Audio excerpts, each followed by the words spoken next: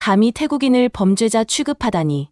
태국은 동남아시아의 리더였다고. 우리보다 훨씬 못 살던 거지 나라였던 주제에 이제 조금 성공했다고 우쭐해져서는 어디 감히 한국 따위가 태국을 아래로 보는 거야. 은혜도 모르는 한국인들이야말로 범죄보다 더 추악해. 세계적인 인재만 간다는 아이비리그에 속하는 미국의 명문대인 예일대 수업에서 어느 태국인 학생이 이성을 잃고 폭주기관차처럼 열폭하고 있습니다. 한국이 숨기는 추악한 진실을 전 세계에 알리겠다며 시위까지 벌어져 학교 전체가 발칵 뒤집혔다고 하는데요. 과연 그들이 주장하는 한국이 숨기는 추악한 진실은 무엇이고 세계에서 똑똑한 사람들만 간다는 예일대에선 도대체 어떤 일이 벌어졌던 걸까요? 오늘의 사연 시작해보도록 하겠습니다. 본 사연은 실제 사연을 바탕으로 인물과 내용이 일부 각색되었습니다. 1초만 잠시 시간 내주셔서 행운을 불러오는 좋아요 버튼 눌러주신다면 영상 제작에 큰 힘이 될 것입니다. 안녕하세요. 제 이름은 수파와디 와라곤.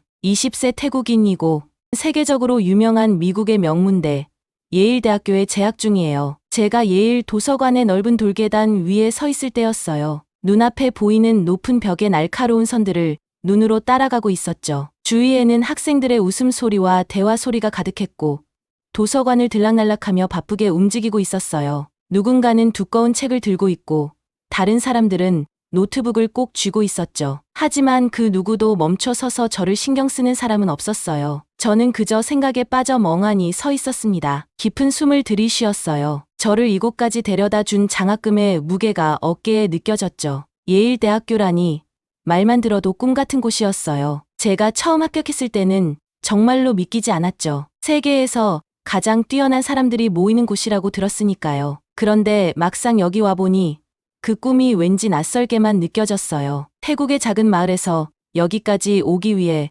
얼마나 열심히 노력했는지 알면서도 이 자리에 서 있는 지금 저는 자부심보다는 이질감만 느껴졌어요. 태국에서는 늘 제 나라에 대한 자부심이 컸어요. 태국의 문화는 정말 풍부하죠. 음식, 사원, 언어 뭐 하나 빠지는 게 없으니까요. 한때 태국은 동남아시아의 강국으로 이웃 국가들 사이에서 리더였지만 지금은 그 자부심의 쓴맛이 약간 섞인 기분이 든답니다. 어딜 가나 한국이 주도하는 것처럼 보이는 게 어느 순간 거슬리기 시작했어요. 태국에서는 K-팝이 온통 눈에 띄었고 한국 드라마, 한국 화장품, 한국 음식점이 가득했죠. 태국의 거리, TV 화면, 대화 주제마저 한국이 차지하고 있는 것 같았어요. 여기 미국 명문대인 예일대에서도 한류의 인기는 마찬가지였어요. 사람들은 한국에 푹 빠져 있는 것 같았어요. 하루라도 K-팝이 울려 퍼지지 않는 날이 없었고 학생들이 한국 음식 트럭 앞에 줄을 서는 모습이 매일 보였죠. 전 세계가 한국에 열광하는 것처럼 보였고 그 속에서 제 나라 태국은 점점 잊혀지는 것만 같았어요.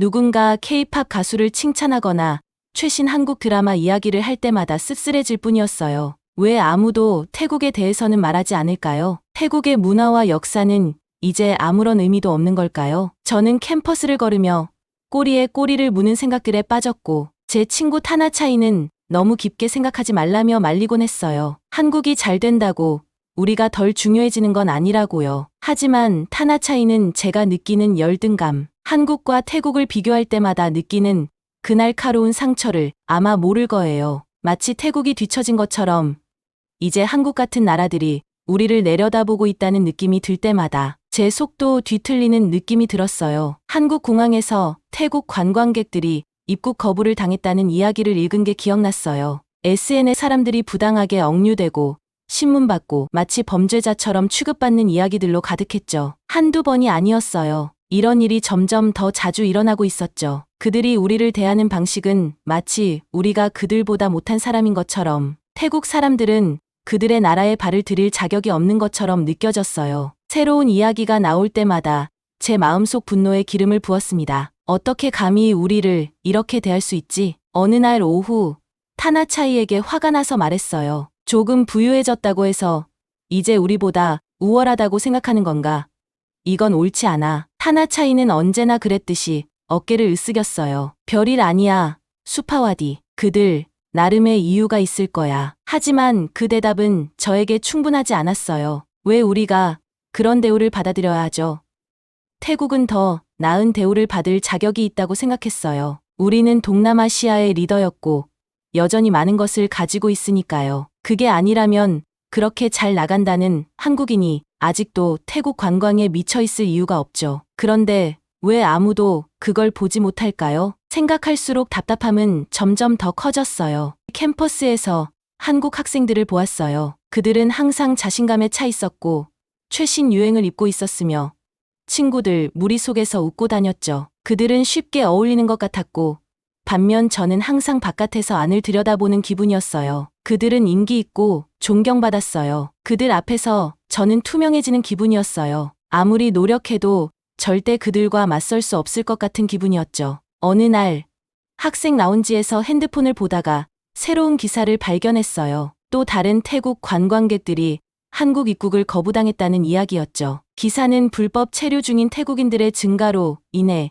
양국 간 긴장이 고조되고 있다고 언급했어요. 우리를 범죄자 취급하네. 혼잣말로 중얼거리며 고개를 저었어요. 정말 소리치고 싶었어요. 불공평했어요. 한국의 성공은 마치 태국의 명성을 깎아내리는 것 같았어요. 우리가 뒤처졌고 그들은 앞서 나가는 것처럼 보였죠. 제 마음속 불만의 씨앗은 단단히 뿌리를 내렸어요. 한국에 대해 생각할 때마다 분노가 치밀어 올랐어요. 이제 더 이상 단순히 이민 문제만의 문제가 아니었어요. 그들의 성공, 그들의 명성, 그들의 세계적 영향력, 모든 것이 마치 태국을 작고 중요하지 않은 나라로 만드는 것 같았어요. 하지만 속으로는 알고 있었어요. 이 분노가 아무런 해결책도 되지 않는다는 것을요. 그저 저를 더 외롭게 만들고 세상과 단절되게 만들 뿐이었어요. 저는 한국에 화가 나 있었지만 동시에 제 자신에게도 화가 났어요. 이렇게 느끼는 제 자신이 싫었고 제 불안감이 저를 지배하는 게 싫었죠. 하지만 어떻게 해야 할지 몰랐어요. 캠퍼스를 바라보며 웃고 떠들고 있는 학생들을 봤어요.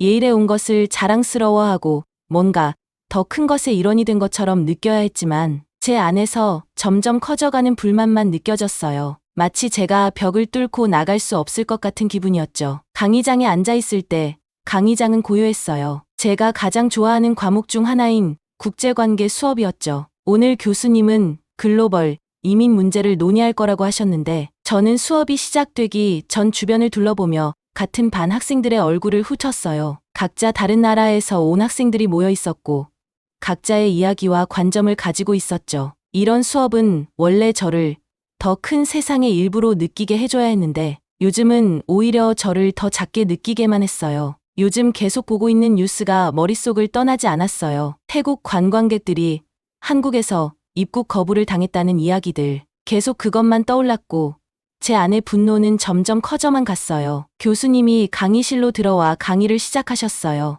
오늘은 많은 국가들이 직면하고 있는 이민 문제, 특히 불법 이민 문제를 논의할 겁니다. 교수님은 칠판에 글로벌 이민이라는 글자를 크게 적으시며 말씀하셨어요. 저는 팔짱을 끼고 의자에 몸을 기대었어요. 왜인지 모르겠지만 오늘 토론이 좋게 끝나지 않을 것 같은 느낌이 들었어요. 다시 한번 주위를 둘러보니 몇몇 익숙한 얼굴들이 보였어요. 두 줄 앞에는 수인이라는 한국 여학생이 앉아 있었어요. 예일에 있는 많은 한국 학생들 중 하나였는데 항상 여유롭고 자신감이 넘쳐 보였어요. 저는 수인을 잘 알지 못했지만 그녀는 늘 친구들 속에서 웃고 있었고 자신감이 넘쳐 보였죠. 교수님은 강의를 이어가시다 토론을 위해 학생들에게 발언 기회를 주셨어요. 이제 각자의 나라나 지역에서 일어나고 있는 이민 문제에 대해 이야기해 줄 수 있는 사람 있나요? 저는 발언하고 싶지 않았어요. 제 머릿속은 이미 화로 가득 차 있었거든요. 그런데 제 시선은 수인에게 멈췄어요. 그녀가 손을 들고 차분하고 침착한 목소리로 말하기 시작했죠. 한국에서는 불법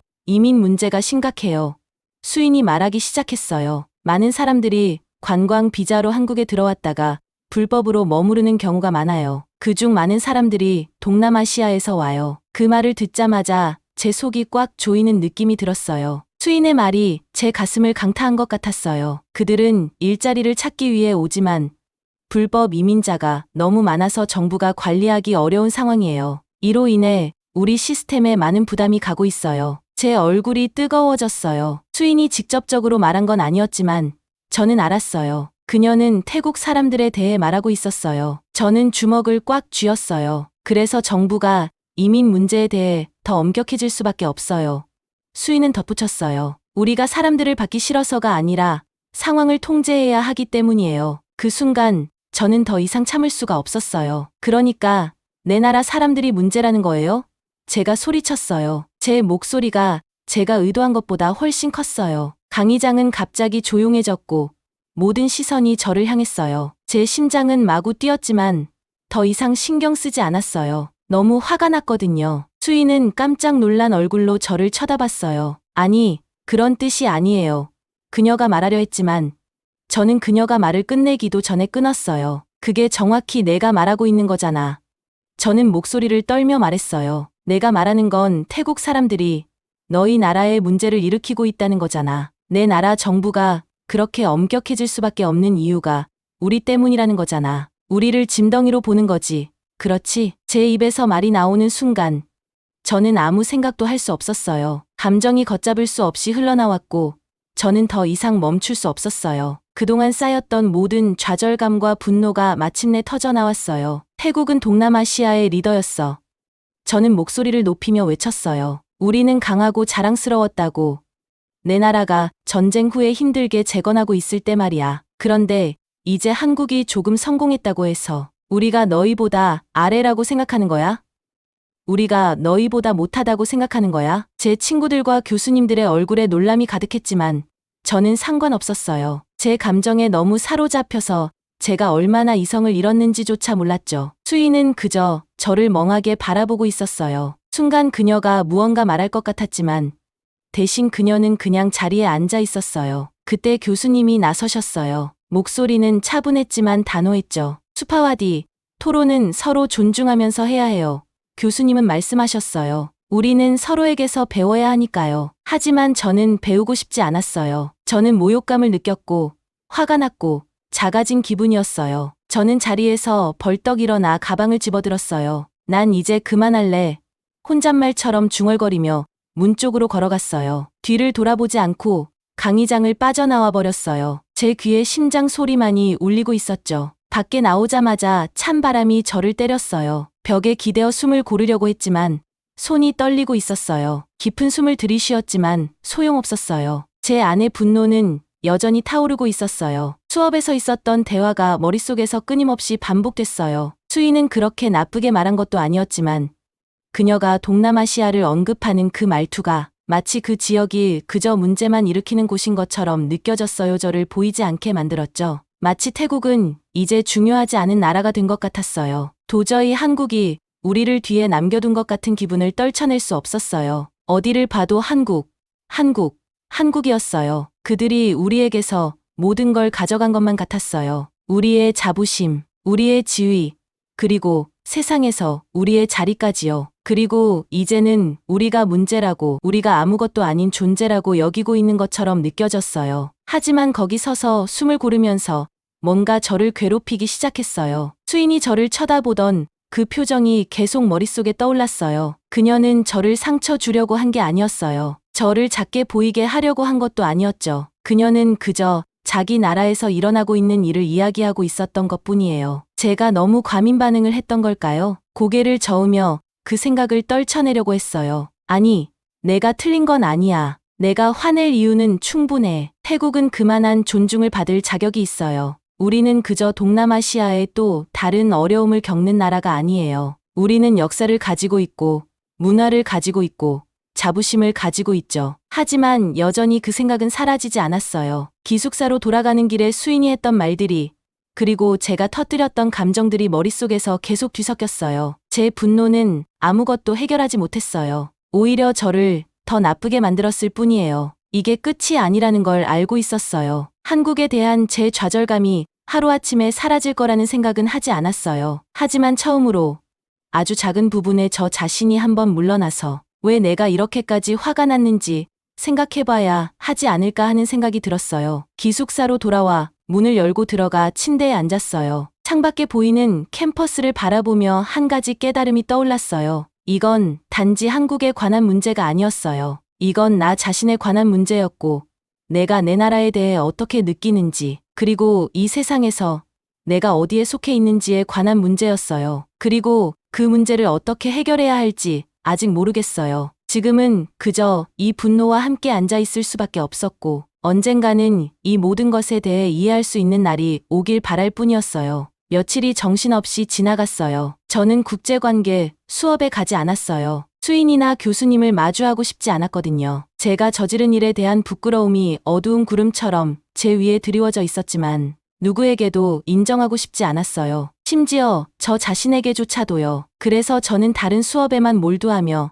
아무 일도 없었던 것처럼 행동하려고 했어요. 하지만 수업에서 터졌던 그 화는 사라지지 않았어요. 겉으로는 드러나지 않지만 마음속에서 계속 웅웅거리는 소리처럼 저를 괴롭혔어요. 끊임없이 생각이 났어요. 다른 학생들이 한국 아이돌에 대해 신나게 이야기하거나 한국 음식 트럭 앞에 줄을 서 있을 때마다 그 쓴맛이 다시 올라왔어요. 왜 다들 한국에 이렇게 열광하는 걸까? 왜 사람들은 태국이 겪고 있는 고통을 보지 못하는 걸까? 어느 날 밤, 저는 기숙사 방에서 혼자 노트북을 멍하니 바라보고 있었어요. 제 SNS 피드는 태국과 한국 간의 긴장에 대한 소식들로 가득했죠. 저는 다른 태국 사람들의 글과 댓글을 스크롤하며 읽었어요. 저처럼 화가 난 사람들도 많았어요. 그들은 한국 공항에서 태국 관광객들이 부당하게 대우받았다는 기사들을 공유하며 한국 정부가 태국 노동자들을 부당하게 단속하고 있다고 주장했죠. 이 모든 것이 제 안에서 점점 커져가던 불공평함의 감정에 기름을 부었어요. 저는 한 기사를 클릭했어요. 인천공항에서 한 무리의 태국 관광객들이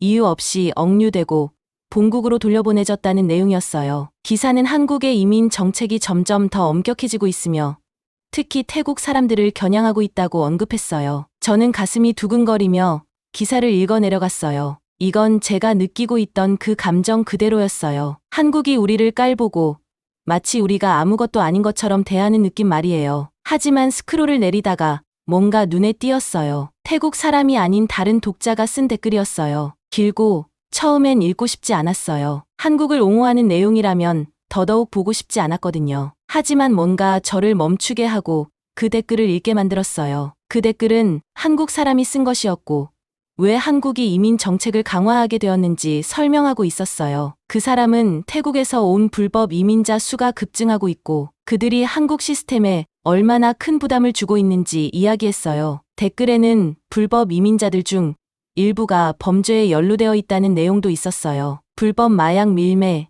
비자 사기, 심지어 인신매매까지요. 저는 화면을 멍하니 쳐다보며 생각했어요. 이게 사실일까?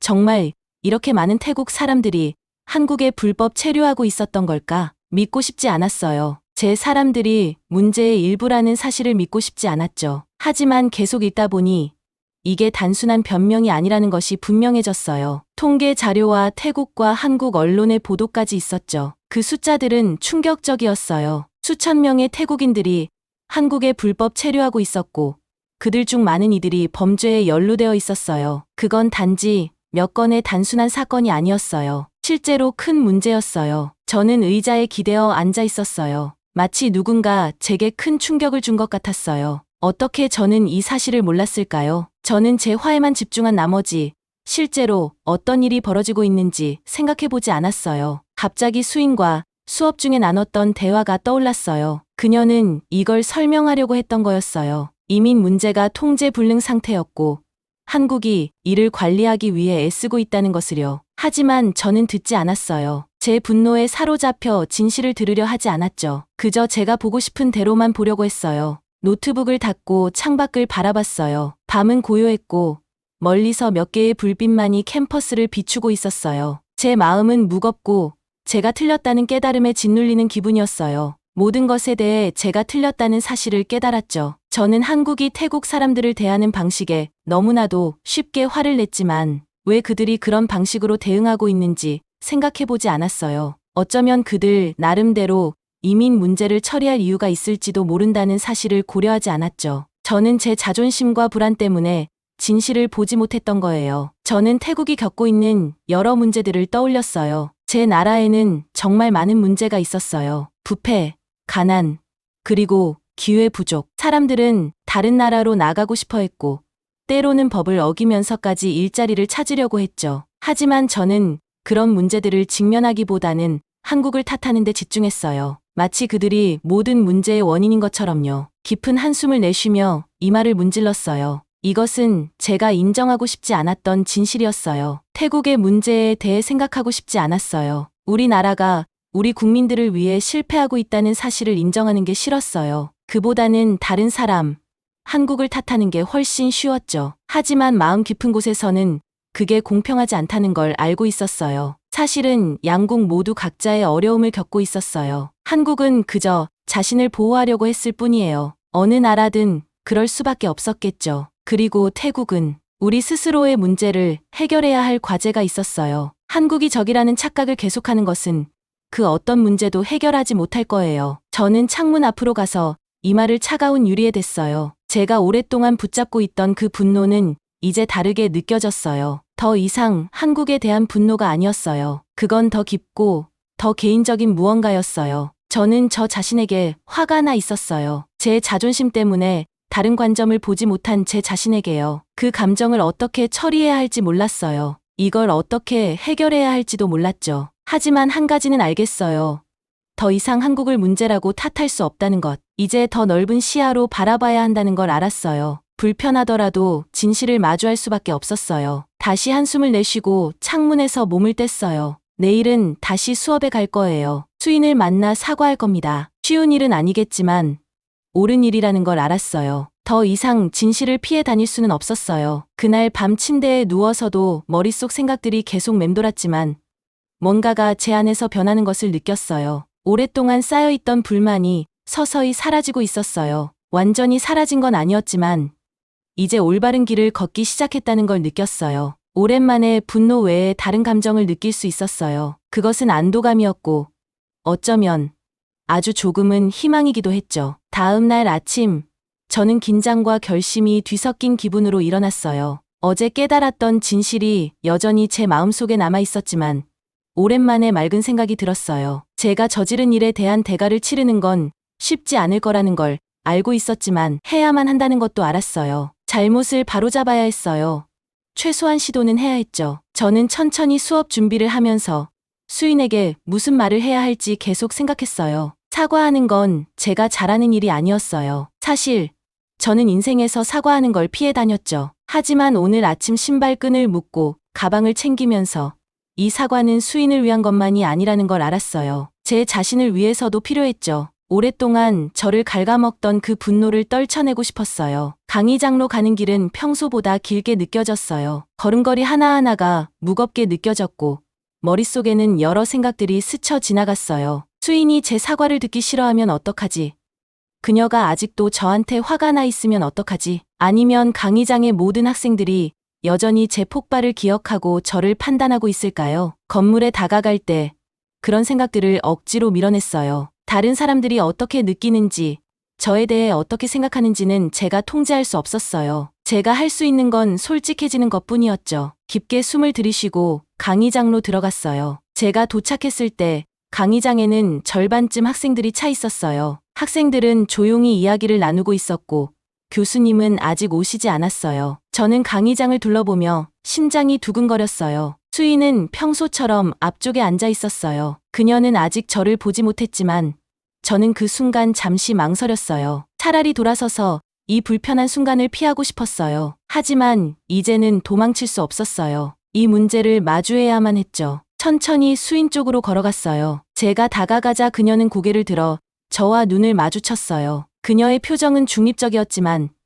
그날 일이 잊히지 않았다는 걸 알 수 있었어요. 저는 잠시 망설였지만 결국 말을 꺼냈어요. 수인, 저는 조용히 말했어요. 거의 속삭이듯 작은 목소리였죠. 잠깐 얘기할 수 있을까? 그녀는 고개를 끄덕이며 노트를 내려놨어요. 응, 괜찮아. 저는 긴장한 채로 침을 삼키고 손에 땀이 나는 걸 느꼈어요. 이건 생각보다 훨씬 어려웠어요. 그날 한 말, 미안해.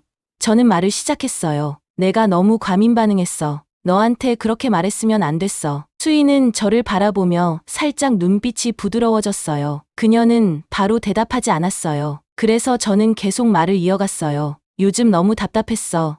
저는 솔직하게 말했어요. 목소리가 약간 떨렸어요. 내가 한 말에만 아니라 여러 가지 문제 때문에 한국이 태국 사람들을 대하는 방식에 화가 나 있었고 그걸 너한테 쏟아냈던 거야. 그건 옳지 않았어. 수인은 천천히 고개를 끄덕이며 제가 어디서 오는지 이해하는 듯 했어요. 내가 화날 만한 상황인 건 알겠어.